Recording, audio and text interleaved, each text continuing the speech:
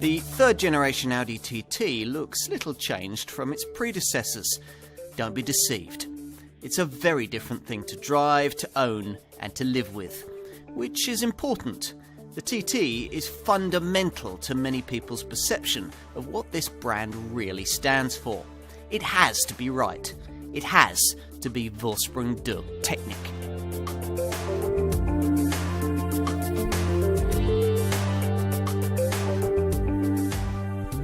Iconic is an overused word, but this model can be called exactly that. If you're at all familiar with cars, then you probably won't need me to tell you what it is. The third generation Audi TT. The original version was launched back in 1998, when it really was the thing to be seen in if you wanted a small, sporty coupe or roadster.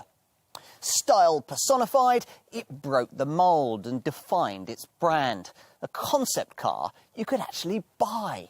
And from a conservative mainstream maker like Audi too. It was hard to believe. Only when you got behind the wheel of the thing did doubts begin to formulate. The drive on offer far less compelling than the pretty bodywork. A Golf GTI in drag? Some cynics thought so. Stung by their comments, Audi tried again in 2006 with a second generation model that was lighter and steered more sweetly. Still though, something was missing. It was sporting, to be sure, but a sports car?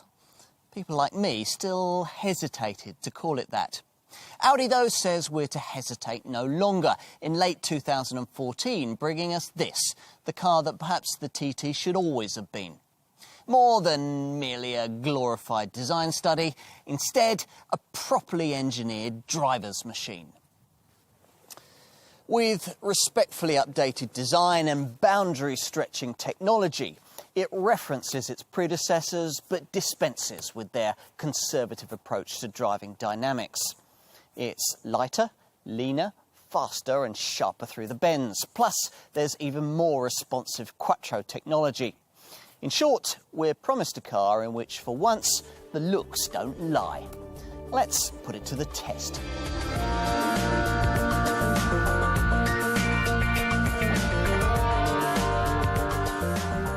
So, what's it like?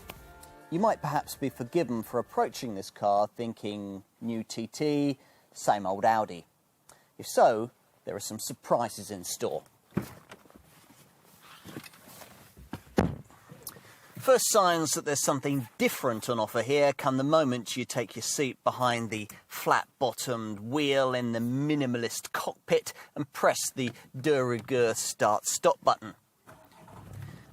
Now, what'll fire into life in front of you is relatively unremarkable, a derivation of the same kind of 2-litre turbocharged engine found in so many other Volkswagen Group products.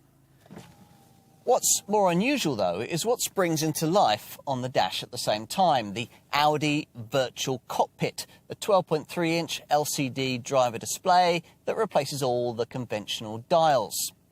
Keeping everything you need to know in the same line of sight, it's supposed to create a more focused driving experience.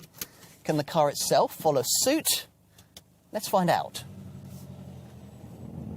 First impressions are positive. This Mark III model has so much more spark than its predecessor. Don't get me wrong, it's still no Porsche Cayman, but then I'm not sure that too many typical TT buyers will mind that very much. What they'll notice, though, is that it feels sharper, more eager and more satisfying, just as the Ingolstadt engineers intended that it should. Now, there are so many reasons for that it's hard to know which one to start with. Is the change down to the longer wheelbase and the more rigid MQB chassis that makes this car 23% stiffer than before? Perhaps it has more to do with the lighter weight, with Audi's space frame technology shaving up to 50 kilograms from the scales. I'd also nominate the progressive steering system for credit here. Its rack set up so that the ratio becomes more direct the further the wheel's turned. It's a huge improvement. Enough, perhaps, to begin to consider this Audi as a proper sports car, rather than merely the fashionable sports coupe its predecessors managed to be? Very possibly. In fact, the more we've driven this car, the more we've started to believe that.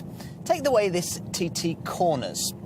Now, I've already talked about the steering, but perhaps the electromechanical setup is flattered a little by the standard torque vectoring system that lightly brakes the inside front wheel through the bends to sharpen the turn-in, though only when you're on the power, so it's not quite as effective as a proper limited slip differential.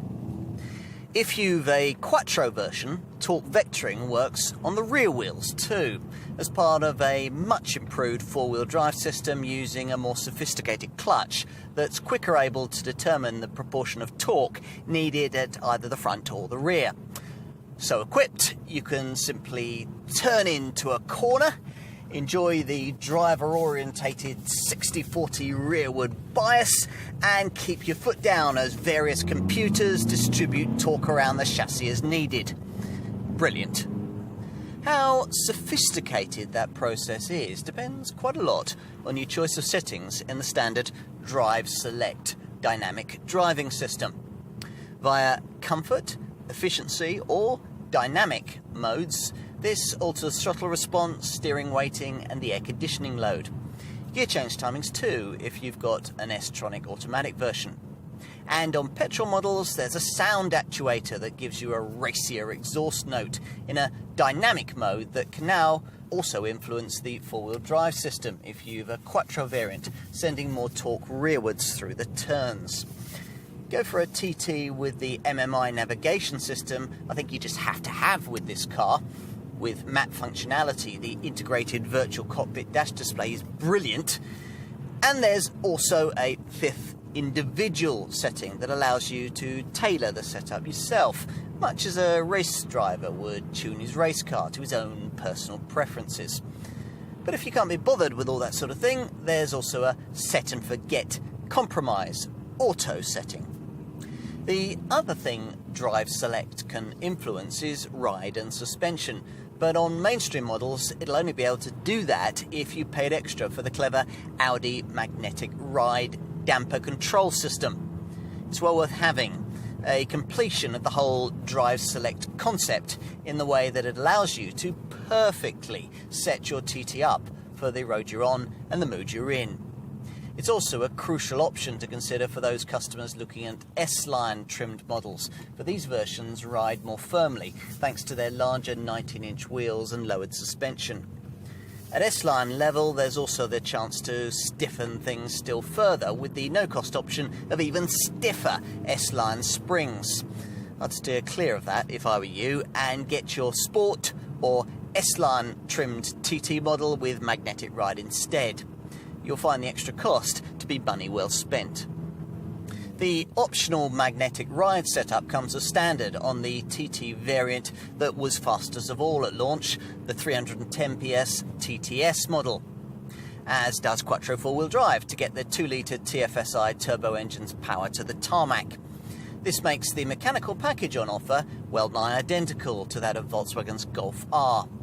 Slippery aerodynamics predictably make the TTS a little quicker in extremis though, with 62 miles an hour achievable from rest in just 4.9 seconds, or 4.6 seconds in the S-Tronic paddle shift auto version, thanks to its standard launch control function.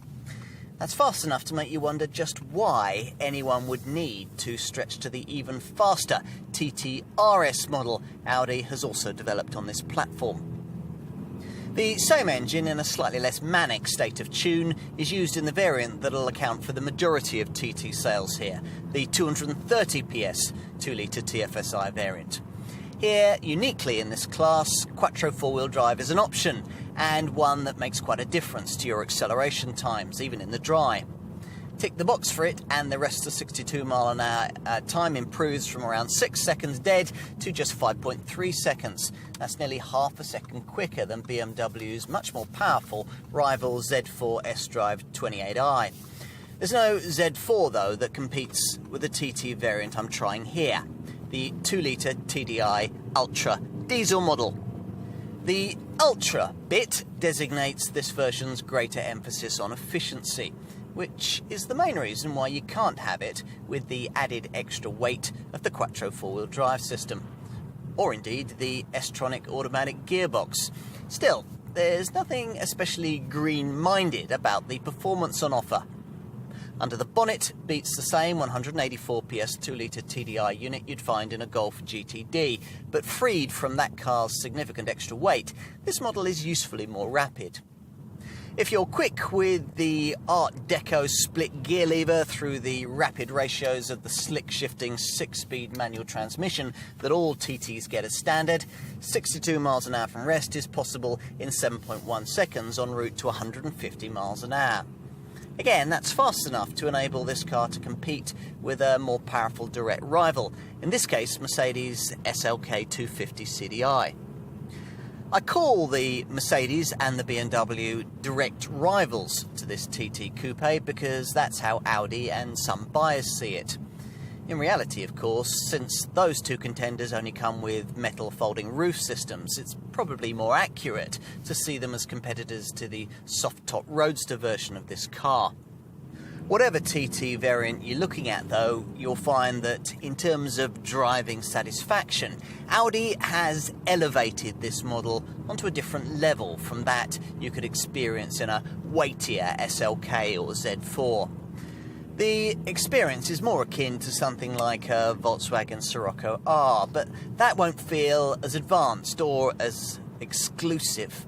Or maybe even an Alfa Romeo 4C, but one of those will cost you 50% more. Perhaps it'd be more accurate to say that ultimately there's nothing quite like a TT, which is absolutely as it should be.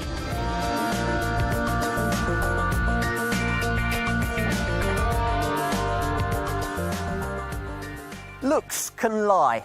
They did in the first generation version of this car, which promised excitement when on the driveway, but couldn't really deliver it on the road. Here again, there's design mixed with deceit, whether you opt for your TT in coupe or roadster form. Both models do, after all, intentionally underplay the visual evolution that has created this third generation design. Take the fixed top model that we're focusing on here, which could at first glance easily be dismissed as nothing more than a gym-toned version of its rather ordinary predecessor. Many familiar TT styling cues are present and correct to play their part in this illusion. The rounded wheel arches, the curved windscreen pillars, the bold shoulder line and the sloping rear tailgate. As a result, you feel like you know this car before you even take a step towards it. Once you do, though, you begin to appreciate quite different things about it, like the fact that its shape references not only the past, but also the present and the future. Take, for example, the detailing shared with Audi's R8 supercar, primarily this six-cornered single-frame front grille that forms the starting point for V-shaped contours that sweep back across the bonnet. By this point, you'll be picking out many more timely touches. The razor-sharp headlights with their optional LED technology, the unique stirrup-style door handles, this distinctive lower door sill contour. Audi calls it the dynamic line that forms a light refracting edge and adds purpose to the car in profile. And maybe even the TT embossed fuel filler cap that opens with a light tap. Pull back the lid and there's no filler cap. Instead, the fuel nozzle is inserted directly into the tank neck, just like a race car. At the rear, the interplay between light and shadow intensifies around these strong horizontal lines that define both boot lid and bumper. That boot lid incorporates a neat spoiler that automatically extends at 74 miles an hour and retracts again at 43 miles an hour. Further down sit two large round chrome-tipped tailpipes. What's more important, of course, is the stuff you can't see. A structure that was described by one writer as a steel cake with an aluminium frosting. The allusion was to this car's so-called aluminium hybrid construction that uses steel underpinnings, basically the smallest version of the Volkswagen Group's latest MQB platform, allied to high-tech aluminium body panels. Now, it's a good compromise solution, saving weight. This model is, after all, around 50 kilograms lighter than its direct predecessor, without making this car impossibly expensive for the Hungarian factory to produce. That clever platform also enabled the design team to realise some of their apparently contradictory objectives for this Mark III TT model, namely to make it smaller, sportier and more chuckable. Yet at the same time also deliver a car that inside would be bigger and offer a larger boot. So it is that we have a third generation version that's 21mm shorter than before, yet thanks to a wheelbase that's 37mm longer, offers more space within. Or a bit more anyway. Take the boot, lift the tailgate, and you'll find an unexpectedly large cargo area, something that's long been a selling point for TT owners. It's 305 litres in size with the rear seats up, 13 litres bigger than before, and certainly big enough for 3 or 4 large bags. The total cargo area on offer is now within a whisker of what you could expect in a conventional compact sports coupe like Volkswagen's Sirocco. And of course it's miles more than you'd get in folding metal top roof rivals like BMW's Z4 and the Mercedes SLK. Plus, you can make better use of the space with an optional storage and luggage compartment package.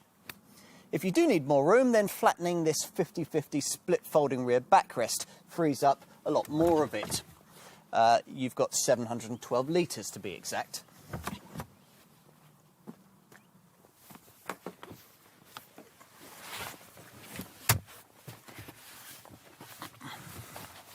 Now, you might actually be folding the rear seats forward rather a lot because they remain as tiny as they've always been in a TT. As before, they're almost unusable for adults, and even children will probably grouse over long journeys. If taller folk do manage to cram themselves in back here, there's also the issue of their heads potentially being clonked by the closing tailgate. Having said all of that, I'm pleased that Audi has kept these chairs and not reverted to the kind of two-seat only design you'd get in a rival Mercedes SLK or BMW Z4. Many TT buyers do have families, after all, running one of these as a second or third car. And in that situation, having back seats gives you options, even if only to run inebriated friends back from the pub. But I've saved the best bit until last. It's the upfront experience that'll really sell people this car, thanks to a clean sheet design that really is different, classy and forward-thinking. How? Well, look around you. What's missing? The wing-shaped dash is familiar enough, but in its centre the usual infotainment system screen and ventilation control panel are both absent, allowing for a sleek, minimalist design that really sets this cabin apart. Ventilation controls have been relocated to the jet turbine-style air vents. Why has no one ever thought of that before? And as an option, these can also house small digital displays, which show the chosen setting. All the functions you'd normally find on a big tablet-style central display, meanwhile, now sit in what is possibly the most unique feature you'll find in this car, the Audi Virtual Cockpit. This is a smartly presented 12.3-inch high-resolution display that completely replaces the usual set of conventional dials and is viewed through the 3 aluminium-look trimmed spokes of the redesigned flat-bottomed, leather-stitched sports steering wheel. Now, we're going to see many more instrument binnacle layouts of this kind in future years, and this one really sets the standard they must all try and reach when it comes to clarity and ease of use. You'd think the digital screen would be somewhat overburdened, having to take care of sat-nav, audio and connectivity features, as well as the usual driving dials. Not a bit of it. That's thanks to the pair of viewing options Audi offers here. First, there's what they call the classic view, which gives you a prominent speedo and rev counter. Alternatively, you can select the infotainment view, which brings functions like this optional navigation map to the fore. In this setting, audio, telephone, media, trip and car settings can be dealt with by voice control. handled from these steering wheel buttons or covered by fiddling with the touch-sensitive centre MMI controller below the gear stick. There's the option of tracing commands on the surface of this rotary dial with your fingertips. Some compensation at least for front seat passengers who will no longer have such control over what goes on in the cabin. What I'd like a bit more control over myself is the heartbeat sound effect this TT insists on delivering when you power off. Maybe there's a feature delete option buried away in these menus somewhere. I'll have a look.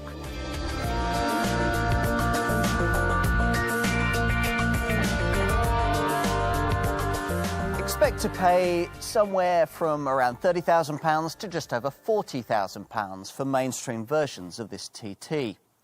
If you want the soft-top roadster version of this design, you need to allow a model-for-model premium of around £2,200.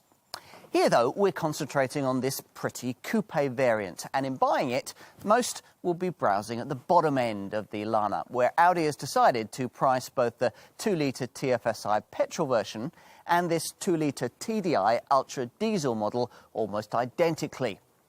Go for the petrol variant and you get more options. Maybe an upgrade to sportier S-Line trim for a premium of around £2,500.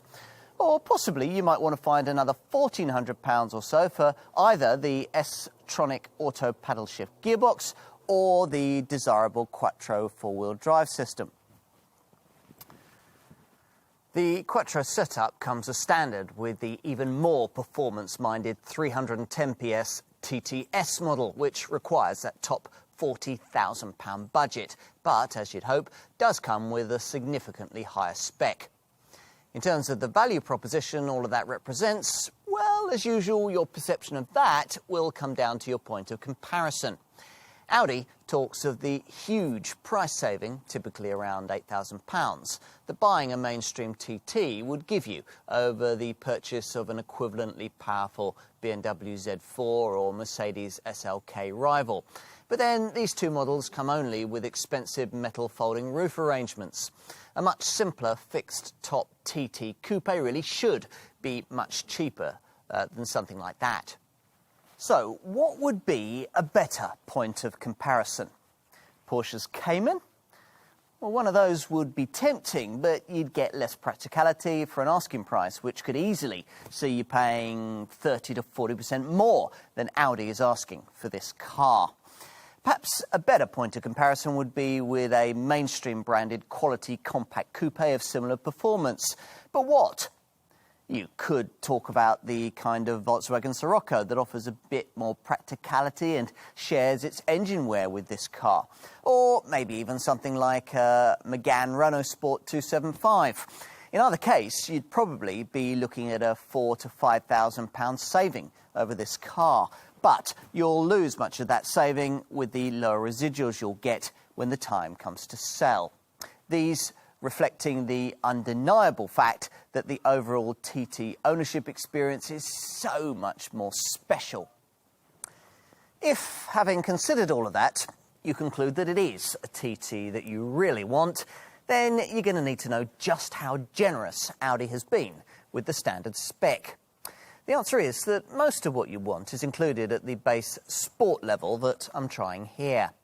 That means features like xenon headlamps with LED daytime running lights, 18-inch alloy wheels, LED rear lights, an anti-theft alarm, power heated mirrors, a retractable rear spoiler, the Audi Drive Select driving dynamics system, plus progressive steering and torque vectoring to sharpen corner turn-in. Inside, all models get leather and Alcantara trimmed height adjustable sports seats, aluminium inlays, a keyless go stop-start button and manual air conditioning with controls built into the vents.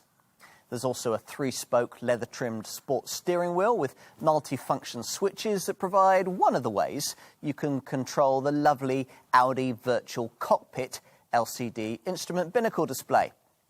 The other route to functionality is via the MMI control panel down by the gear stick with its neat MMI touch option. Using all of this, you can Bluetooth link in your smartphone and control a DAB digital radio. Plus, you also get the Audi Music interface and an aux-in point. To this tally, sportier S-Line spec variants add larger 19-inch alloy wheels, suspension lowered by 10mm with the no-cost option of an even stiffer setup, plus a radiator grille in high gloss black, plus bespoke S-Line bumpers, side skirts and a diffuser insert, all of it completing a meaner look. Also thrown in are all-weather LED headlamps, auto headlamps and wipers, LED dynamic rear indicator lights and an embossed S-Line set of seats with electric lumbar support. As an option, I'd want the clever Audi magnetic ride system that works through the Drive Select setup to allow you to tailor the ride of the car to suit the road you're on and the mood you're in. This comes as standard in the potent TTS Quattro model. As for other options, well, this particular car has a few things I'd certainly need. There are rear parking sensors, and you could go further and get a full park assist setup that'll automatically steer you into tight spaces. A greater priority for most buyers, though, will be to specify their cars with the MMI Navigation Plus system that completes the virtual cockpit layout with satellite navigation. That clever vent-based ventilation system really needs the electronic climate control option added in too. And the upgraded 11-speaker Audi sound system this car features is certainly nice to have, though even better would be the full house 680-watt Bang & Olufsen setup. I'd also possibly want the storage and luggage compartment package, and maybe also the clever Audi phone box feature for convenient wireless connection of your smartphone to the car aerial. Here I've also got a full leather package with heated front seats, plus rear parking sensors and the lovely LED interior lighting package, which gives the cabin a beautiful atmosphere at night. Talking of lights, it's also worth asking your Audi salesperson about the optional Matrix LED headlamps. These more powerful lights, with their unique crystal-like shine, feature 12 separate LED bulbs, which dim individually when sensors detect oncoming or following traffic, and automatically divert light around obstacles without the need to deactivate the high beam setting. Before specifying too much of this kind of stuff, though, it's well worth checking out the options Audi's now offering in terms of electronic connectivity, primarily through the clever Audi Connect system, a data transmission module that lets the driver network with the internet infrastructure and other vehicles. Now, the central component here is mobile phone preparation. The Connect setup will seamlessly interface with your mobile to provide an internet connection and allow passengers to conveniently surf and email with up to 8 mobile devices via an integrated WLAN, that's Wireless Local Area Network, hotspot. This brings features such as navigation with images from Google Earth, Google Points of Interest search by voice control, and Google Street View. Connect also adds the Audi Music Stream system with web radio, plus access to social media services such as Facebook and Twitter. There's also Audi Online traffic information that takes the movement data from the thousands of smartphones and navigation units that are travelling on the road and can inform you of average speeds, predicted journey times and recommended reroutes. Watch your roaming charges, though, if you're using it abroad. On to safety. Now, you can tick off the expected stuff like the usual electronic assistance for braking and traction and twin front, side and curtain airbags, though there are no driver's knee bags. There's ESC stability control too, with a special interim sport mode that gives you a little more leeway to play, but cuts in if ambition gets the better of your talent. There's also a tyre pressure loss indicator and driver rest recommendation technology that assesses your driving style and will issue a warning if it detects a decline in attentiveness. Optional safety technology includes Audi Side Assist to stop drivers from dangerously pulling out to overtake in front of another car, and Audi Active Lane Assist that stops dozy drivers from veering out of their lanes on the highway. There's also a traffic sign recognition system that pictures road signs as you pass them and displays them on the dash. But you'll look in vain for any kind of optional head-up display setup. Audi doesn't offer that here, thinking perhaps that the virtual cockpit layout would make it unnecessary.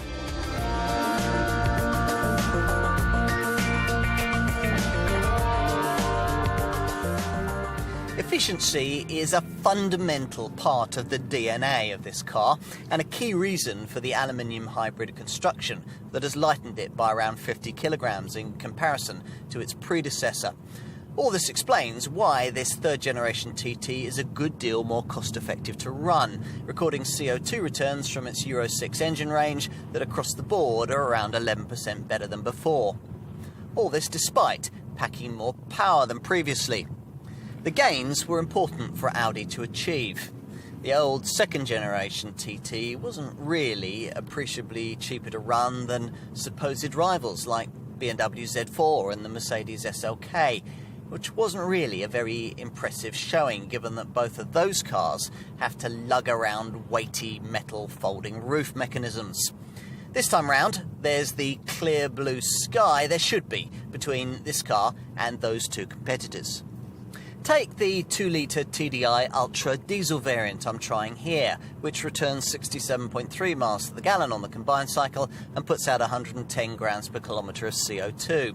So, in comparison with a direct rival like the Mercedes SLK 250 CDI, it'll take you 12 more miles on every gallon of fuel and put out 22 grams per kilometre less of CO2, figures that'll make quite a difference on your tax return. It's the same story with the volume 2-litre TFSI 230 PS petrol-powered TT model, which in front-driven manual gearbox guise manages 47.9 miles to the gallon and 137 grams per kilometre of CO2. So, up against BMW's equivalent Z4 S-Drive 28i and Mercedes' directly comparable SLK 200, it'll take you 6 to 9 miles further on every gallon and put out anything between 12 and 22 fewer kilograms of CO2. Bear in mind that if you order a TT 2-litre TFSI with either the S-Tronic auto gearbox or Quattro four-wheel drive, you'll hit those returns by about 10% and end up with a set of running cost figures not too far removed from those you get at the wheel of the Manic TTS version. A manual version of one of those would return 39.8 miles to the gallon on the combined cycle and 164 grams per kilometre of CO2. And you could even do a little better than that if you specified the S-Tronic paddle shift automatic version. The S-Tronic system has been improved in this third generation TT with the addition of a fuel-saving freewheeling function, activated when the Drive Select vehicle dynamics system is set in its efficiency mode and you come off the accelerator. Overall then, an impressive showing across the board that's aided not only by this car's relatively light weight and the slippery 0.29 CD drag coefficient, but also by a whole range of the kind of efficiency initiatives you'd now expect to find in a car of this kind. I mentioned the efficiency drive select setting. On top of that, there's the usual stop-start system that cuts the engine when you don't need it, stuck in traffic or waiting at the lights. Brake energy recuperation, which recycles energy you'd otherwise lose when braking or cruising. A climate control system that can be used in a highly economic eco mode, a gear shift indicator, and the efficiency program you'll find on the onboard computer that gives you fuel-saving tips. On to residual values. These tend to be strong on any Audi, but particularly so when it comes to the TT. Independent experts Cat Monitor reckon that after the usual 3-year or 60,000 mile ownership period, a TT 2-litre TFSI Sport model will retain 48% of its original value, marginally better than a rival Porsche Cayman and 9% better than you'd achieve with directly comparable rivals like BMW's Z4 2-litre I S-Drive or Mercedes SLK 200. In terms of pence per mile running costs, Cat Monitor reckons that the same version of this TT would cost you 38.1 pence per mile to run, around 4 pence per mile less than the comparable Z4, around 11 pence per mile less than the comparable SLK, and a huge 16 pence per mile less than the Cayman. Switch your attention to this 2-litre TDI diesel variant and you'll find that it enjoys a similar advantage over its closest Mercedes SLK 250 CDI competitor. This 2-litre TDI Ultra Sport model will retain 49% of its value after 3 years or 60,000 miles and cost you a very reasonable 34 pence per mile to run. Whatever TT variant you decide upon, it'll also help that Audi's fixed price servicing deals will make it easier to budget for running costs.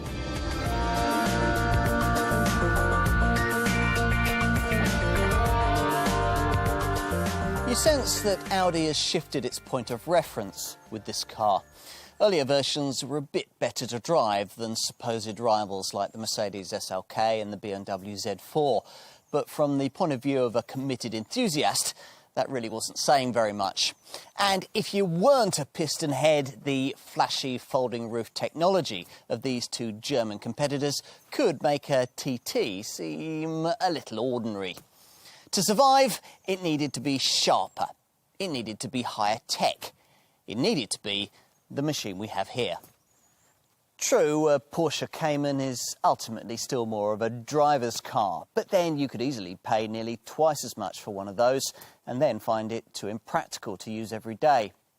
For more buyers than ever before, this third-generation TT will now be a much more acceptable alternative.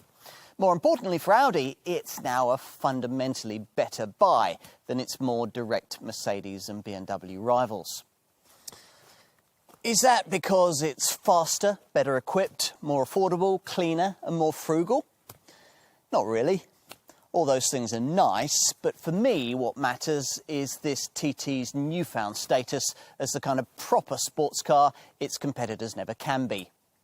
If you don't care about that, then I'd understand. Buy this Audi instead for its fashionable tech, the virtual cockpit, the clever infotainment, maybe even the aluminium hybrid construction. Whatever draws you to this car, though, the experience it offers is a satisfying one. Surprising even if you're not used to the idea of a TT being more than a fashion statement. Audi, you see, has at last got this car right. It is at last properly Vorsprung durch Technik.